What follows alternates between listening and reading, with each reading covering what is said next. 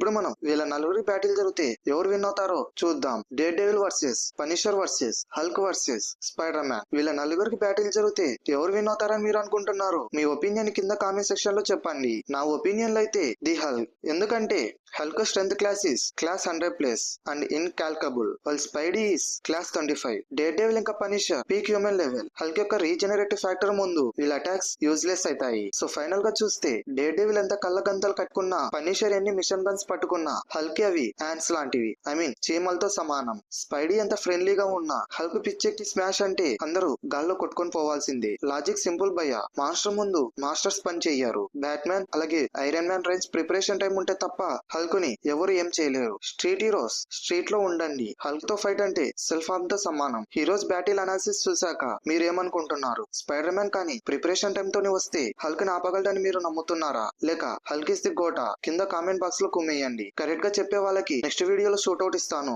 ఈ వీడియోని మీకు నచ్చినట్లయితే లైక్ చేయండి, మీ మార్వెల్ బ్యాచ్ కి షేర్ చేయండి. ఈ వీడియోపై మీ ఒపీనియన్ ని, అలాగే నెక్స్ట్ వీడియో దేని గురించి చేయాలో టాపిక్ సజెషన్స్ ని, అలాగే నెక్స్ట్ Q&A ఎపిసోడ్ కోసం మీ క్వశ్చన్స్ ని కింద కామెంట్ సెక్షన్ లో కుమ్మేయండి. ఇంకా ఇలాంటి డీటెయిల్ రీసెర్చ్ బేస్డ్ వీడియోస్ కోసం మన ఛానల్ ని సబ్స్క్రైబ్ చేసుకోండి. ఫేక్ రూమర్స్ ని నమ్మకండి, ఫ్యాక్ట్ చెక్స్ చూడండి. మరో ఎక్సైటింగ్ వీడియోతో మళ్ళీ కలుద్దాం. Thanks for watching.